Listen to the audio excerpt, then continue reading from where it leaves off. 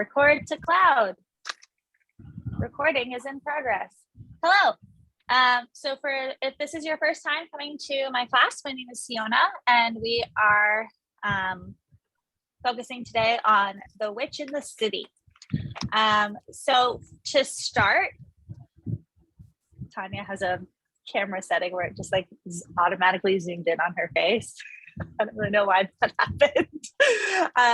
Okay, so what we're gonna do to start, I'm gonna try really, really hard to figure out how to do this because I want to screen share everything on your, yeah.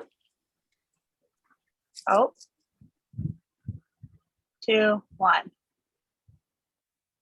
Oh, okay. Is this working? Pinch for a bigger screen. Pinch. Okay. Can you see what I'm doing? We can see your dashboard or the back of your, there we go. We can see all your Perfect. photographs. Fantastic. We are watching Witchtok.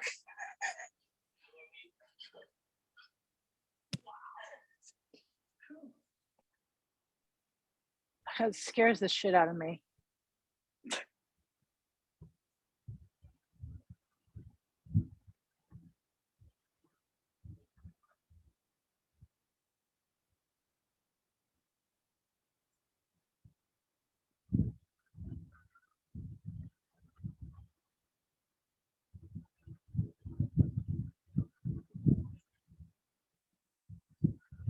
We better get some opens.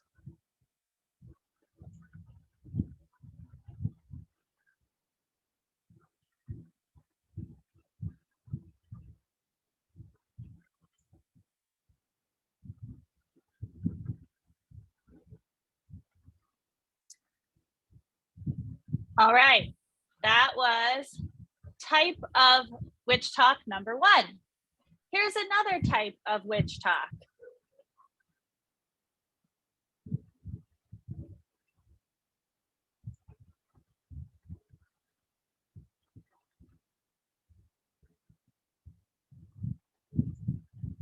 Here's another type of Witchtok.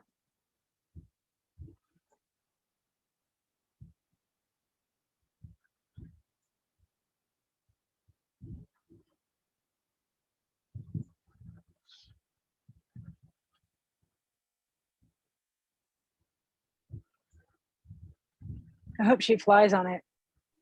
Are we supposed to hear her voice? Yes. We can't No, we're not. try to lip read, but she's talking too fast. You can't hear her voice? Nope. There was Oh, no you know set. what? Well, at least you saw the first one. I think that was okay. Visually, you got to see kind of what it looks like, right? You get to see so that's kind of a intro to modern witchcraft today. That is Witchtok. Witchtok is something that I've watched for the first time today. I've chronically avoided it, but it is essentially something on TikTok that witches from everywhere, probably mainly America, are doing little clips and videos saying tips and tricks about how to be a witch. And sometimes it's actual things like you saw. Unfortunately, you couldn't hear it. I'm sorry. It's things that you saw, like they create spells or they give you tricks on like what to do with a broom. But then there's other witch talks that get a little political, and they will express their opinions on spiritual bypassing and what it means to culturally appropriate and like get spiritual downloads and be in the broom closet. These are terms that were definitely not used in 1780. Can I just interject here for a second? Yeah. The first video where it had the words were quite quick. Yeah. Like yes. I couldn't finish reading them, you know. Right. And then you're talking about Witchtok, like you go through the Earl and type in, or do go to TikTok and then go into the subject of witch talk. Yeah, so you can search it as a hashtag. And so it'll be just like everything that's under that hashtag, under that thread. Okay. And you just scroll. Yeah. So, and that's a really good point. It's fast. It's like definitely not meant for an older generation. It's definitely meant, it's very millennial. It's very Generation Z. Unless you're hip and cool, like my 73-year-old mom who thinks that she can handle anything, which she can. But I'm sorry. I actually have a question, honey. I am so sorry. I am not. No, a you TikTok, don't apologize. I'm not a TikTok person. I barely. The only thing I'm on is Facebook, just because I'm so out of the loop in how to use technology here. And a lot of people I know are like not technology savvy. Yeah. Are the things that are being discussed on there, are those things that actually work? I mean, because I see them all the time on Pinterest too. Right. So this is why I started with these videos. Okay, I'm sorry. It's no, but this is the response I want, right? Because it's like, is that real? Where did you get that from? Like, because I guarantee you a lot of the people on Witchtok probably learned their stuff from other people on Witchtok who got it from YouTubers, who got it from Instagram, who got it from Pinterest. Like there is some validity, probably somewhat, because at the end of the day, I believe it's what your intention is. You know, if I say there's negative energy in my hand right now and I want to get rid of it, now I've gotten rid of it, right? Like I can say that that's a spell. I can say that I just did a spell. It is not historically rooted in anything. It's just something I've decided to do with my energy. I think it can get tricky when people are, and that's why sometimes people talk about cultural appropriation and spiritual bypassing, because we will do things, and a major one will be using like white sage. A lot of people say and believe and are correct that white sage is a closed practice. If you use white sage, it's cultural appropriation. If you use something else, if you use blue sage, that is okay. You should call it smoke cleansing. You should not call it smudging, because smudging is a closed practice. And a lot of that gets lost because of the glitzy, like, let me make a pretty video and, you know, mimic what I see other people do to get followers, because being a witch is cool. So, which it is. It's just, it can be aesthetically cool. Like there's something called cottagecore, which is a witchy aesthetic of like really, really artsy people who like live in cottages in the woods. That's a thing. There's just a lot of things that are just very simplified. And so I think that the modern witch can be very complex in the sense that there are some people, I think like all of us in this class, that do it correctly and try to do it with a lot of integrity and intention, and a lot of people who do it for the glitz and glam and the follows. I do have, can I pull it up on my phone? I'm not texting, I'm just going to pull it up on my phone so I don't lose all of you visually. Because I have, and I can send in the chat the full articles, but in the Atlantic, which is a online newspaper kind of thing, it's been known that we are now in the witch renaissance. That's a term that we're talking about right now. So it's people that are coming forward, and in the article it says, practitioners tap into unseen, unconventional sources of power, and which can be especially appealing for people who feel disenfranchised or who have grown wary of trying to enact change by working within the system. They think, well, the usual channels are not working, so let's see what else is out there.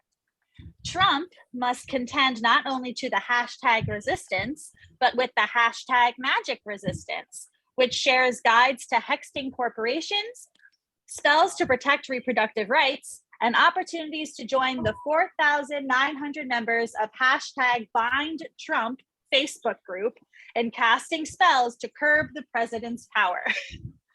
So there are people, and I don't know if people heard about the, I would call it a scandal, of people who tried to hex the moon.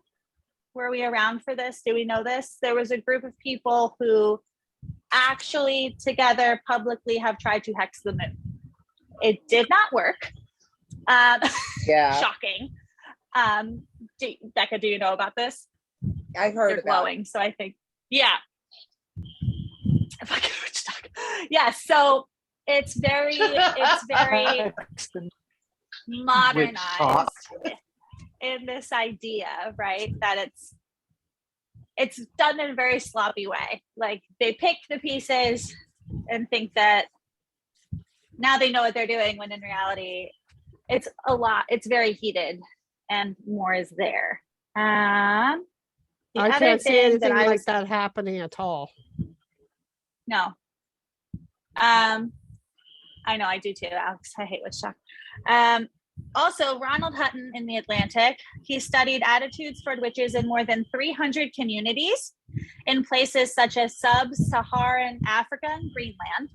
And he noted that the belief in witchcraft is so widespread and so enduring that one historian speculates it's innate to being human, that there is something in our being human that is naturally just drawn to magic, the occult, witchcraft, trying to have some sort of connection with energy, to have some sort of connection with the world around us in this higher way.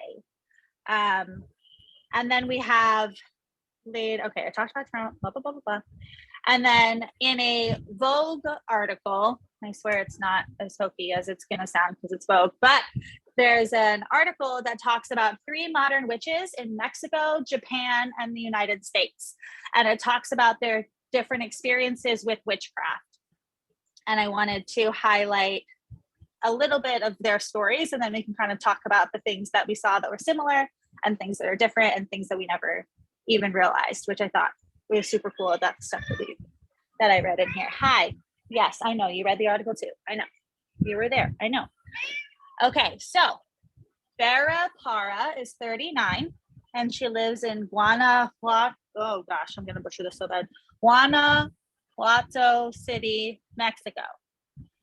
She says, my personal brand of magic and witchcraft incorporates principles from Laveyan, Satanism, Luciferianism, and some Wiccan traditions, she says. I also often work with the powers of the moon and with the aid of goddess Lilith, depending on the matters at hand. Her magic stems from a matriarchal lineage of healers. And she says, so Mexico is very, very steeped in Catholicism. So she said, even if they're Catholic, many follow astrology or consult the tarot or visit brujas, which are specialists in witchcraft, for limpias, which are cleansings. Being a Satanist in Mexico, however, is still taboo, since many people around the world have misconceptions about what the practice entails. Satanism is about individuality at its very core.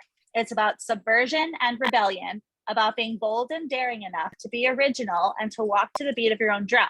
We do not worship the devil. It's a lot more rich and complex than that, she says. Then we're going to move to Japan by Madoka. She's 29 and lives in Tokyo. She also spent some time in Los Angeles. So she works with Eastern and Western divination, which includes I Ching, which is ancient Chinese text, tarot, feng shui, and the 4 pillars of destiny, which is Chinese fortune telling. In Japan, the majority of the population is polytheist. Witches are not counterculture in Japan, since Christianity is not the majority there. Paganism and Buddhists are the majority, which is probably why it's hard to find those who identify as a witch, she explains. Japanese people believe that there are 8 million deities in the world. Stone, wood, soil, seas, rivers, everything is a deity. It's normal thinking for us. And then in Arizona, we have Taylor Cordova, who's 31 in the Sonoran Desert.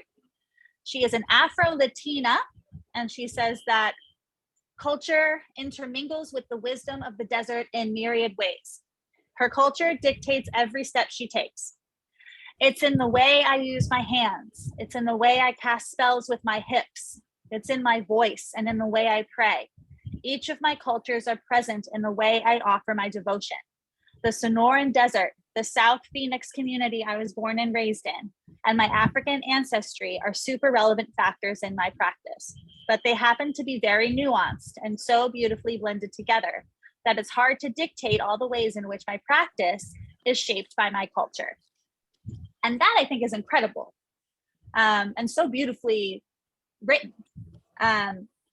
But when you think about, I think they're so starkly different, but they all follow under this idea. And this is written, that was from 2019. So that was a very, very recent. These are witches of today. And so I guess I'll pose a question so that I don't end up a talking head, but were any of those witches, be it a quote that I said earlier, any of the witches I listed, someone that you resonated with or that you're curious about, surprised about? I was really surprised about Japan. Go ahead, Tanya. So I lived in Japan for a year when I was a kid, and you have a little bit more history than most of the other people. You know my history, that I grew up in a lot of different places, so I've always been polytheistic, and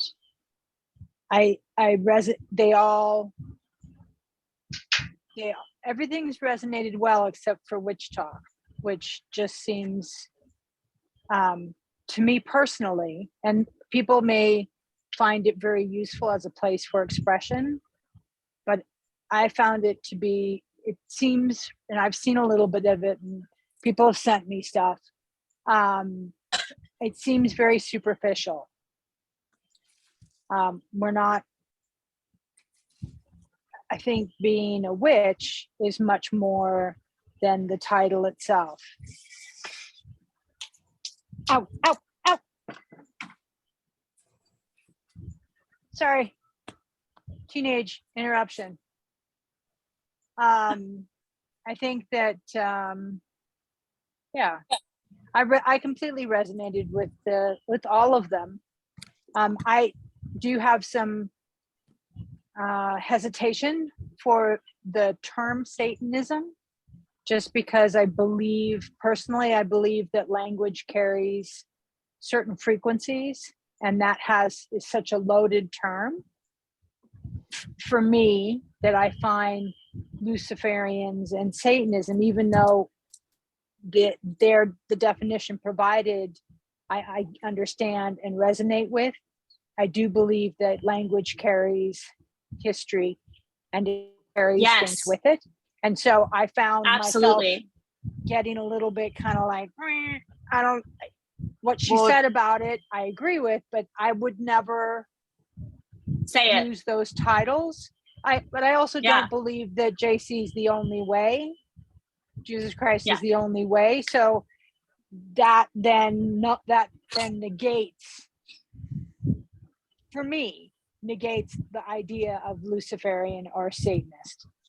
Well, it's kind of the same as witch. Witch, you say to some people that you're a witch or whatever, and it's gotten, over the years, it's not, they either picture the good witch or the bad witch, flying around on brooms, or it's, or, God, practicing.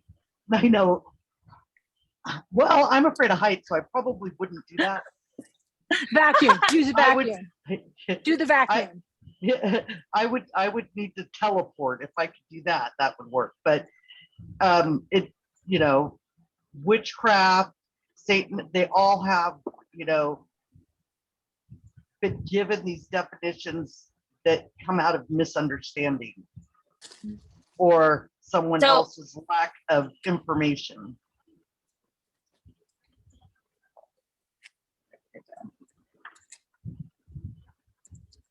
I love the whole thing about them talking about how everything is a deity, like the rivers, because we believe, and rightfully so, that everything has a soul. Like you know, that like Alex put up about the mushrooms earlier, that we don't know if it's a plant or a being, or we can't classify it, you know. So, but I mean, everything has a living, breathing, not breathing, but I mean, it has to be because it's alive, you know. So I like that part that she was talking about with that. Energy exchange, like crystals. At least I believe that crystals are alive, and there's an energy exchange, which could be a type of breathing. It's just a very different speed. We breathe at a certain, you know, beats per minute. A stone probably beats at a very, very different pace. Yeah. And I I would think say it's like a lot interesting. slower pace. Yeah. I think it's interesting to think about the way that we can separate this, rewinding to the terms, like the vibration of the word, because we're also talking about like the vibration of different living things, right? Like the crystal has a vibration, it's a living thing. So are words, right? We have the ability to speak. Like our words are our wand is a quote that I once heard. I not, you know, unsponsored. I didn't create it, but it's such a good phrase. Our words are our wand because we can literally cast spells. We can talk things into existence. And so on the same coin, and this was going to be another more, we'll talk about this in a later class, but this idea of like light magic and dark magic. And it's really just magic. It's just your intention behind what you do with it. Like if you have a rock, it can be a pet rock that you paint and put in your house, or it can be a rock that you use to throw and break someone's window. That doesn't change the fact that it's still a rock. And to me, that's magic. It's all energy. It's all energy. Yeah, exactly. And I think it's interesting. I don't want to say my style is to trigger people. That's not what I mean. But I think that my style, when I bring certain concepts to the surface, is to challenge you and kind of see, oh, how am I going to respond if something comes up? Like, because I think that word, the one I said earlier, and that whole conglomerate, and like Amy said, it's like the word witch. It's like when you reclaim the word bitch. It's like when you reclaim, right? There's these words that you can reclaim and redefine. But I think that it's important still to recognize historically where they came from and why they have the heat that they do. I think that when you think about where a bitch is a female dog, and somehow that became a negative derogatory word for women. So what is the OG story, the idea of the fallen angel? And I think, Tanya, you might know this, but in general, I do work with Lilith, but I do not work with Lilith in like a dark way. I work with her as like the dark goddess and divine feminine sacred sexuality empowerment piece. And so I think, again, it's just what you use the words for and how you use them as tools to strengthen the kind of magic you're trying to provide. I think it's an interesting concept that the young lady that was in Mexico was talking about, the brujas and stuff like that. Yeah. When in that culture, some of them, not all of them, some of them are actually looked upon as great women or great men in that fashion because they do such healing work. And I think that sometimes that when we take into consideration, like was being said, that the words that are being used are not always being used in a positive fashion. And I think sometimes it takes away from the appreciation of their cultures or the appreciation of the knowledge that they can bring into the world. You know, and with there being spirits in every single item that we have, whether they're alive, like a rock, or a tree or the water or whatever the case is, it's still, there's something that has created those things. And that energy has now been put into it, whether it's a piece of paper or whatever the case is, because that piece of paper came from something that was alive and then somebody created that. And so therefore that energy was now put into that by that person. So for me, listening to the one about the Japan culture, it felt more realistic, more believable, if that makes sense. It felt like she was being sincere about who she was, because she acknowledged that she was not like everybody else, but yet she was still like everybody else. She wasn't putting herself above somebody else. She wasn't putting herself below somebody else. She knew who she was. And I think that you don't always have to be up on the top of the totem pole to get your point across in life. And so for me, it was just like, you know, hey, I don't have to be out there proclaiming or sharing all of like the witch talk thingies that got going on and stuff, just to get my followers in life. Because that to me is what they're doing. They're trying to, oh, let's be an in crowd. Let's be a witch now, because that's the in thing, because nothing in society is working right. As a Christian, nothing in society is working right in 2000, and nothing's working right in whatever religion you're in. Let's just go be witches because they're having all the fun. But that's not what it is, you know, and or at least not for me. I mean, I'm not out there trying to have fun. I'm trying to actually embrace myself and learn about myself and to grow within myself, to be able to eventually one day help somebody to be in a better place that they need to be in. If that makes, I mean, I don't know, maybe I'm just a little different that way, I guess. No, I'm sure Sion is going to say probably the same thing that I would, which is, you know, each person has their own style and their own frequency. And, you know, for me personally, the number one tenet is do no harm. And, you know, was it Jackie or Becca? I couldn't tell, that was just talking. That was Jackie. me. That was Jackie. Okay. And so Jackie, you help people every day by sharing your stories, by being as authentic as you can be, and then calling yourself out when you realize that maybe you weren't as much as you should be and you needed to be more. That's really, you are already helping people in your journey. And we all strive for. And I'll be quiet now because this is Siona's class and not mine. Oh, participation's great. I mean, this class is very conversational. I would hope. Thank you, Tanya. Love you.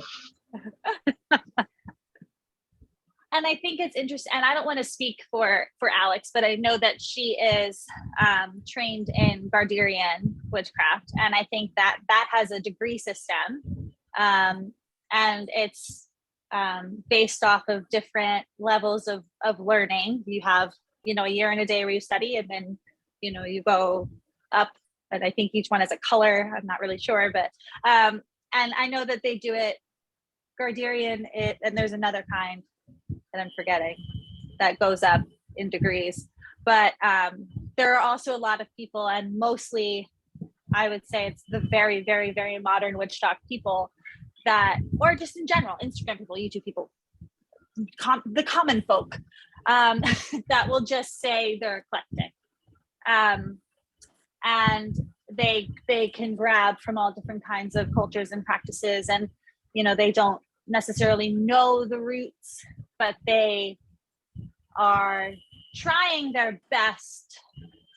It's like so many people have altars, like little sacred spaces, and they have like their candle and like some crystals and a tarot deck, and they're very excited, right? But they're still in the broom closet. And broom closet is essentially the same thing as being gay and in the closet. You're secretly a witch, and people don't know that you're a witch. That's being in the broom closet. Or when you come out and promptly lose all your friends. Yeah. You come out of the closet because you think people are progressive enough, and you think that the people that you're talking to are open enough, and then the next thing you know is you get a 4-page email that says basically you're a devil and that you're evil and you have malintent because you Yeah, who told needs someone. friends like that anyway? Well, I agree think with you. I mean, I just, for me, it happened personally. I was completely blown away. The person was not a practicing Christian. She'd been brought up Christian, and I was completely I was excited to come out of the closet, and that was like a whatever it is when you're like, okay, whoa, and It's still very painful when you think someone will understand and they've been your friend forever, and all of a sudden they turn you because of your belief system, and the way you practice. Yeah. I think that's what makes yeah. it so hard and stuff So with this TikTok thing going on, because for the people who have had to Ooh, get suffer, down. that have been in the background, that when they finally did come out, because like I was like you, it's like I came out and I've lost half my friends because I made it very clear. I put it out there on Facebook, as you might see. I put it out there, and it's like I've gotten messages. Oh, honey child, I've gotten some messages saying all the things that I would never, ever in my million years have ever heard from true Christians they proclaim they were. Can we mute Amy? I don't know how to mute her. It's Sorry. It's There's a connection astonishing. issue happening. It's definitely astonishing to see and feel like you've just been let down by the people that you believed in for so long, as they were your friends, they were your family, they were your blood, and now you've come out as is this person that you are. The same, I have a belief just like you have a belief. Why can't I have my feelings but yet you can have yours? That's not right. It's not right at all. But yet the same factor, as the woman I am, I've realized it's all right. Because at the end of the day, I'm gonna put my pants on the same way you're gonna put yours on. My legs gonna go right in that pants one leg at a time, because otherwise I'm gonna fall over and smack my face down on that ground. And I'm happy I came out the way I did, because if I hadn't, I probably would have still been in my little box, not practicing my beliefs and not making sure that I was able to leave that legacy for my children and help them grow into the great individuals they're gonna be. So I mean, yeah, no, I totally get what you're saying. It's just, I'm sorry they did that to you too. no, What I found is that I have like a couple of friends, and me personally, my Wicca, my witchcraft, or whatever I do is my own personal business. And what I have left is with my friends is that if they ask me a question, I'll answer them. Sometimes I'll share a little something, whatever it is, but they haven't run away from me, which is I'm very grateful for, because I need their physical help because I'm in a wheelchair. So it's all a matter of when other people judge you, we're not to judge others. It's what we're not supposed to do, but to embrace people as much as possible, so that we're giving out the goodness of ourselves. Yeah. And I love the way that you said that. I mean, the being a witch and coming out as a witch is so personal. It's so specific to your identity and who you are, because it is like when you come out, and this is, I'm getting slightly political, but if you come out as gay, that's not a choice. You're just telling people about something that is not your choice. But I think that when you are a witch, that is something that you actively, to some extent, choose to do. We're all innately energetically magical beings, but when you choose to tap into that, it's not something that you can stop. And I think that there is this really beautiful vulnerability to coming out and owning that part of your identity that you chose to claim. And it is something, unfortunately, that people can silence you with. They can say, if you're a witch, I'm not going to be friends with you. But also, if somebody says to you enough negative crap, that's something that unfortunately can, like, you can leave that part of you behind.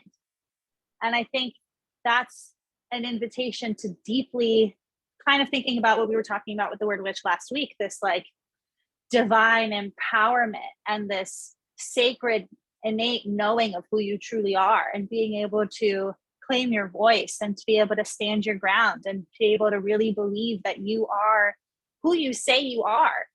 And like, it's okay for you to be everything that you truly authentically are.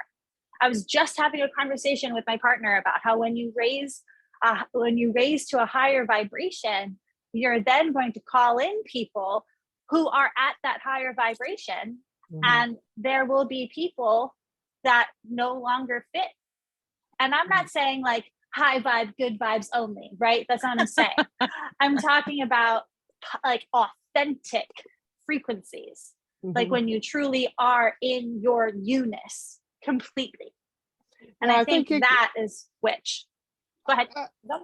I kind of think that as sensitive people, we get a sense of what other people are like, you know, especially if you're first meeting them, you know, like you get a feeling to say, okay, this is a person I'd like to be friends with. And this is a person I would not like to have friendship with. So, I mean, it's like it's tapping to our intuition about other people and being around those who are, like you say, a higher frequency that are on the same level as what we are. Yeah. And then there's another layer to that where you can know who matches you, and then, or you can know who's bad for you and you know who's good for you. And you're like, wow, this person is a terrible idea. Hi, how are you? My name is Sienna. Right? We completely ignore that instinct entirely. And so I think the deeper that we trust ourselves and trust our intuition, because our gut is lined with brain cells. We do have a mini brain in our body. When we learn to trust that, I think that's when we deepen our connection with the witch, we deepen our connection with ourselves, and we're able to not only know and trust what we know, but act on what we know and act on what we truly believe. Go ahead, Tanya. I know you're going to say something. I was thinking about octaves, and this is because I've been doing esoteric and occult work since I was 17. But I only, because I'm a slow learner, it's only been about 4 or 5 years that I realized that I was a witch, even though I've been doing all of the work. But I think there's a thing, I call it octaves. People call it, what's the other word? It's like it's like a snail. You grow into your shell, and then you need to move into another shell because you have outgrown that space. And I think that as we develop as people, and the more sensitive we become, and the more in tune we become, and the more authentic we become, we may find ourselves moving into another space that is uncomfortable. It's not, at least for me, it's not always about being comfortable, because you're comfortable in that space that you filled up, and then, but in order to grow as a person, you need to move into the next space, and it's very big and it's very open, and it can feel very scary. And this is where having comrades, companions, peers, whatever the hell you want to call you, everybody. The fact that we have those is so that they can help us grow into that next octave, into that next stage. And along the way, there may be people that we do outgrow, even though that it may not be like a coming out of the broom closet type of situation. It may just be that we've we've all outgrown friends at different points in our lives, all of us. Yeah. I have no doubt about that. But I think that the best thing we can do is we can keep reaching out, so that then when we do, we have peers who can help us through that next octave, or be there with us in that next octave. Does that make sense? Yeah, definitely. Okay. I definitely think it makes sense. I When, mean, when you're talking about, obviously- sorry, I'm sorry, go ahead. when you're talking about peers, like tonight I was actually supposed to talk to someone I went to high school with, and this is 50 years ago. I hadn't been in touch with them. So it's going to be interesting to see what her life has been and tell her about my life. But it's very important to me that when I am connecting with a person who has the values like I do, that they become friends, and I continue with the friendship. Like I say, here it is, the second person from high school now to connect with me after 50 years. So like my mother used to say to me, says, Andrea, when you have a friend for life. And so like, I'm always looking to be able to do what I can do to help someone else. I'm limited in what I can do. But even another friend who had COVID, I said, I know there's nothing I can physically do for you, but is it okay if we have a little chat and talk to see how you're doing? So it's really important to connect with people and to continue connecting with people for the long haul. And I just found that being involved as a witch, that I'm able to complement my beliefs with it. And like I say, I connect with people, and I connect to them for a long time. I That's awesome. agree. I do. I mean, I think that talking about, how we outgrow things and shells and stuff. And I've talked to this a couple times in class and stuff, just by general things and stuff. I go to therapy, once a week with my son and stuff. And the one thing that she always told me I had to do was to come out my box. Come out my box. Come out your box, Jackie. Just make friends. Do this. I have tons of people I know. I associate with everybody. But as making friends, I probably count on my hand my true friends. The ones who have not turned their backs on me when I came out.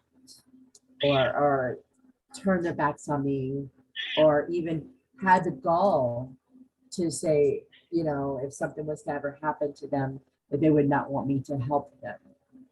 And I said, I'm the one person in this world that would give you my blood, that would give you the shirt off my back, and I would bleed the same way you bleed, just because of the person I am.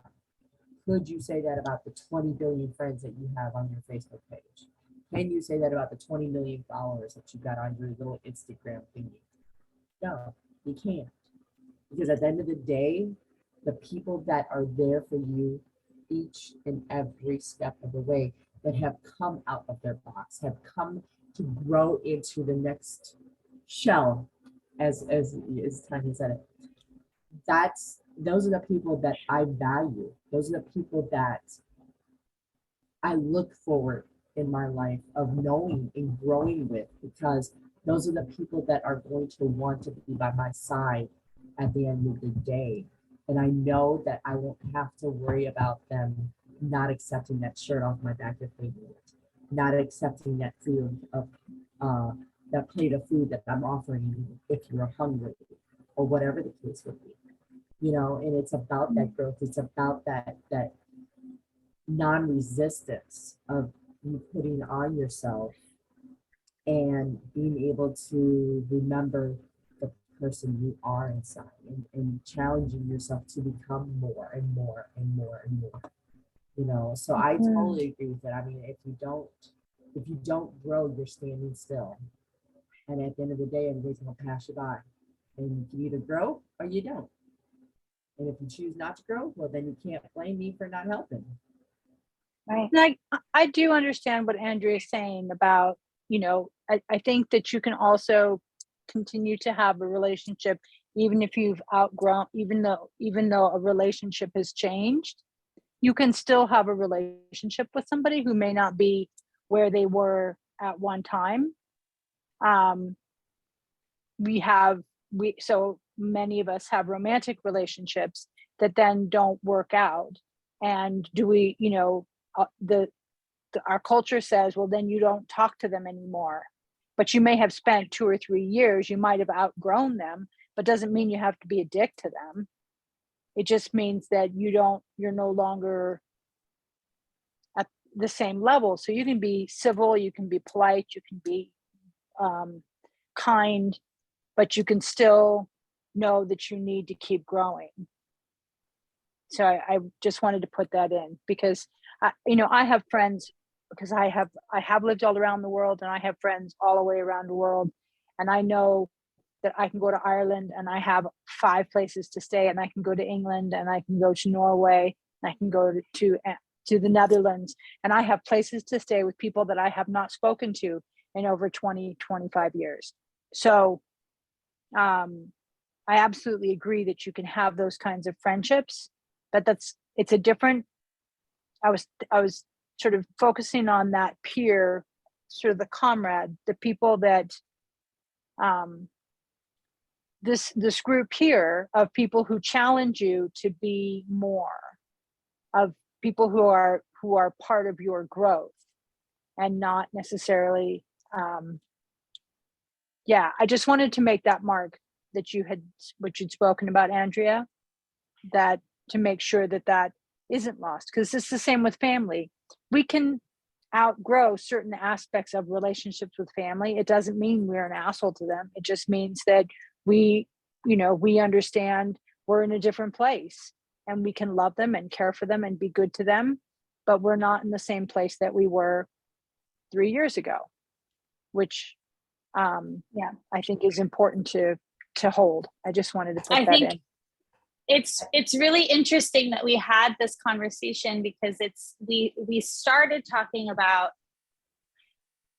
last class about what a witch is, and then this week about the modern witch, and how I think our identity as witch is so deeply, and our identity just in general is so deeply impacted by the people we have or don't have in our life. Mm-hmm. And I think that it is very much shaped by not only our friendship circle, but our community. And whether you lose somebody or gain somebody, especially if it's family, right? Like, and then like your chosen family, we talk a lot about our chosen family. Like that's, it's so intentional and important to knowing exactly what your magic is, because I think that I don't think I would have known that I have so much connection and drive to claim sovereignty if I wasn't put in a position where it was my only choice for a while. And then I had to shift it into being sovereign, powerful, independent versus I'm alone. And I think that when we have people who provide and give magic, like, wow, this person is really, really funny and sees really, really positive things in this really negative situation, you can then learn from that magic. That doesn't necessarily mean that you have to have the same magic in order to stay connected. You're still, we're constantly giving each other medicine and exchanging medicine. And unfortunately, sometimes that medicine can be, this is how I grieve. This is how I let go. So I don't want to keep everybody for much longer than an hour, but I do, If you want to hang out past 6:30, that's totally fine. But I do want to end with one writing activity. You can write it, you can type it, you can say it. But what would you say is your incantation? And I will say what I mean. If you were to bring, and I think Tanya might have done something like this with me before, but if you were to bring yourself, if you were to call yourself in, if you were to try and bring your magic to surface, if you were saying, you were sitting in front of an altar and like you were calling in a deity, but you're calling in yourself, what would that ritual look like? What words would you say? What actions would you do? And this can be hyper personified. It's very imaginative, or it can be very literal. For me, it could either look like I'm going to build a fairy garden and play Backstreet Boys and eat pancakes. That is how I will enter a space. Like, that is the magic that you need to bring me into a space. Also, you can just have certain colors. You can have certain sounds. You can have certain scents. But what things can you use as your incantation?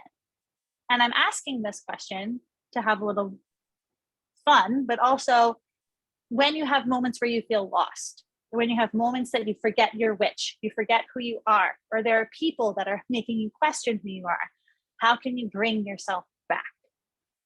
How can you remind yourself of your magic to bring yourself back? So basically, So calling back your powers. Yes. Okay. Exactly. I just take the crystal outside of my bra and hold it. You know what? Yep. And I'm not going to laugh on that because I actually do it too. So it's funny because I will remember a certain song my grandmother, because my nanny is what I call her, because I was never able to say grandmother as a young child, so I call her nanny.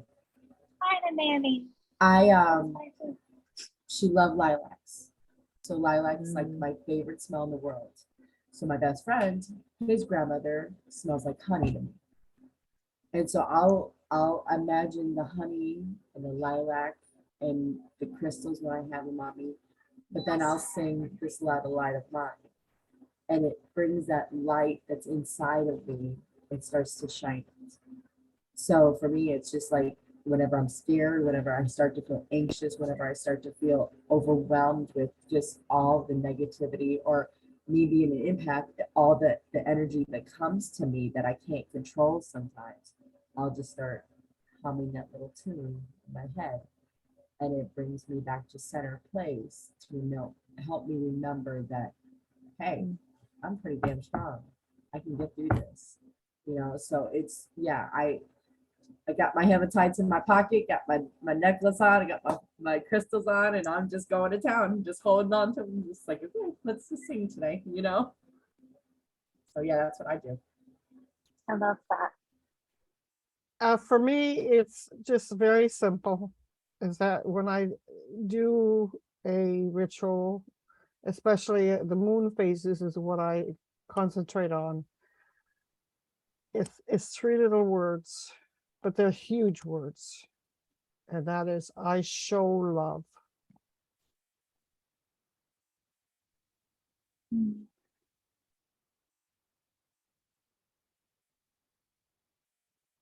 That's lovely. I take a shower first off. And when if somebody calls me and they're not doing well, my first thing I always recommend is take a shower, wash off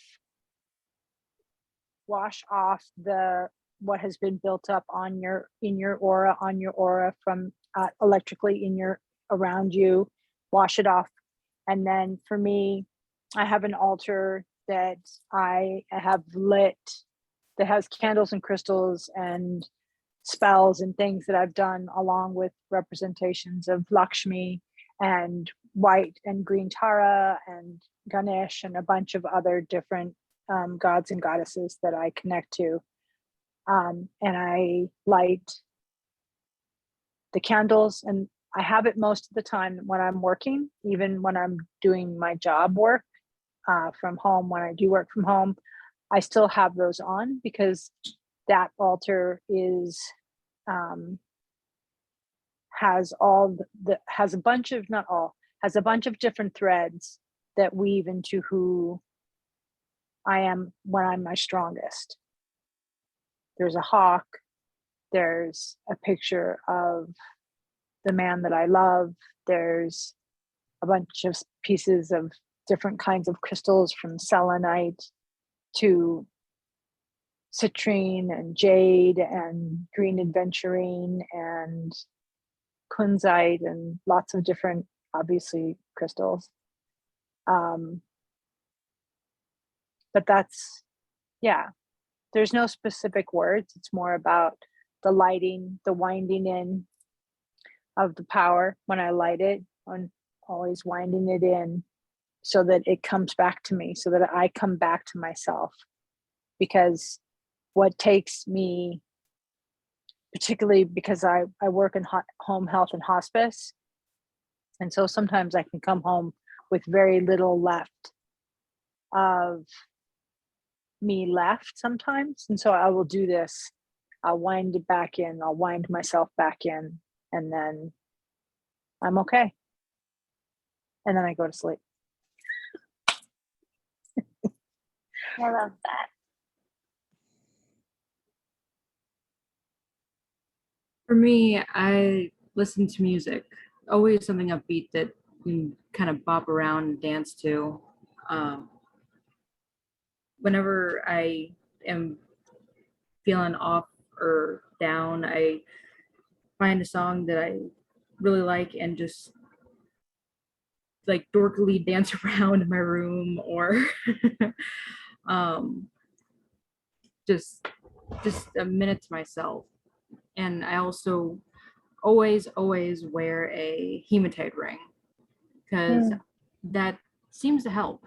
I find the crystals help a lot, and I know that some people, like non-witchy people, of course, but think they're probably hooky. And I guess in the back of my mind, somewhat, I think that how can they really help? It's just a rock. But I also believe that they do help. So I'm kind of a believing skeptic, if that makes sense. So a lot of things I do, I question, well, what does this work? Would it work? And it does. But anyway, I'm getting off track. Sorry. Yeah, I listen to music. I also have a vivid imagination, and I like to just close my eyes and go off into my own world. And whenever I'm hanging with one of my animals, I have 2 dogs. No matter what's in my mind, they can help me clear it. Just either by petting them or when they nose my arm or something, that just kind of recenters me and brings me back to reality. I love that. I have 2 dogs too. They keep me in reality in positive and negative ways, but they keep me present. Oh yeah. Yeah, mine can be a bit of brats, but but they're sweet little things that just want lovins. Yeah. Don't we all? Does anybody have any other? I wrote mine in the chat, so. Oh, perfect. Yeah, I saw that. Okay, so does anybody want me to read what they put in the chat? It's fine. Spirit guides, gods, and goddesses. Okay, spirit guides, gods and goddesses, ancestors, grant me with your presence and grounding, blessed be. Yeah. And even this 2-minute round of breath work to refocus until I can do an actual meditation. Yep. Breathing is so important, and it drives me insane when people are like, just breathe. Just, if you're anxious, just breathe. If you're, I'm like, I don't want to breathe, right? But it's so helpful to just be reminded of like the very thing that keeps you alive. And just, it's almost like breathing is what allows you to express gratitude for the fact that you are alive and the fact that you can breathe. But then we have, we can apologize, it's okay. Trinity says, I'm not sure that I say anything specific. I walk in the woods or sit and concentrate on my breath. Yes. And nature is huge for coming back to yourself. And, you know, I think I almost said nature is very similar to cats, but hear me out. It's the absorbing of energy. Cats are actually known to be able to like take, that's why they have these like big bellies. It's because they're absorbing all the negative shit for you, is what I've heard, that cats can do that. That's why I do Reiki on my cat, because I know that she takes a lot of my garbage. But also when you're in nature, you can give your garbage and recycle every trashy feeling and thought that you don't want anymore. It can just go back into the earth. Great. Well, I will, if nobody has any more thoughts, I'm going to stop recording. We're going to stop.